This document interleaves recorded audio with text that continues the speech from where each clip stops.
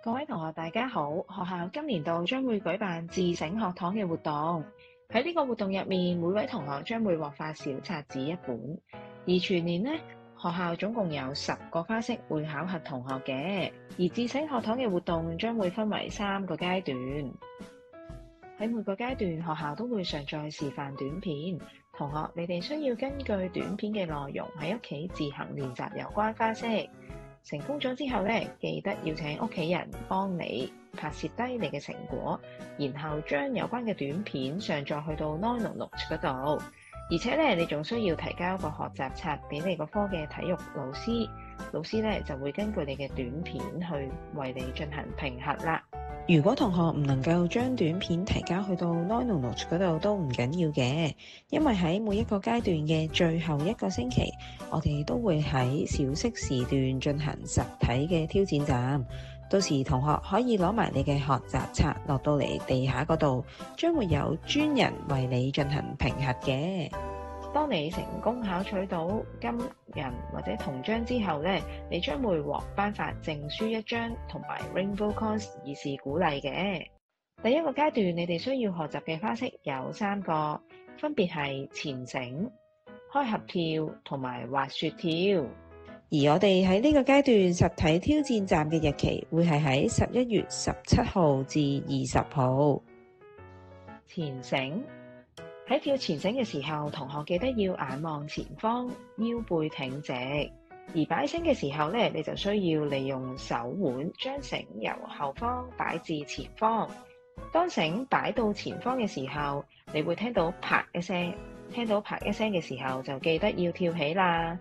喺跳前繩嘅時候呢，我哋主要會用前腳掌嘅，同學記得要避免腳踭落地。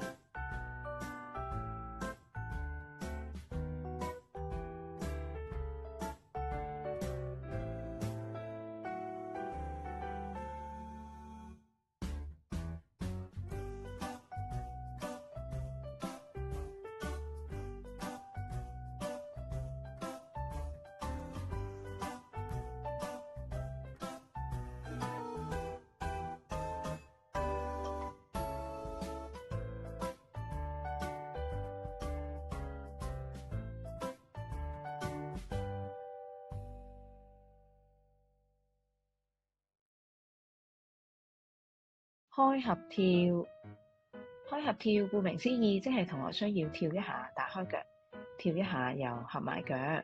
打開腳嘅時候，同學記得要打開去到膊頭嘅闊度，而再跳起嘅時候呢，就記得要合實雙腳。注意要喺跳過繩之後先好打開雙腳，而且呢，千祈唔好擺一下繩就同時完成開合腳喎。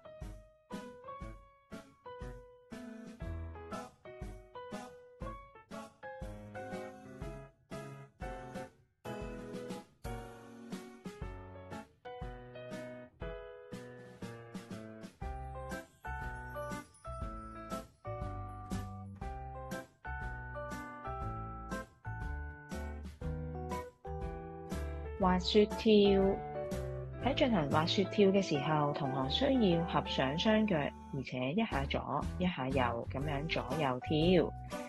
跳嘅時候，上身記得要保持挺直，而且每次左右跳嘅時候呢，避免跳得太遠，而且身體都唔好左右扭動。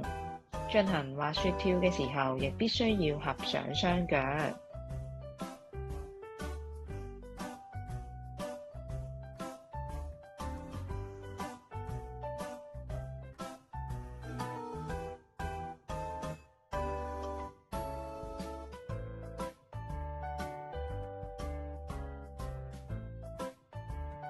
事不宜遲，馬上開始練習啦！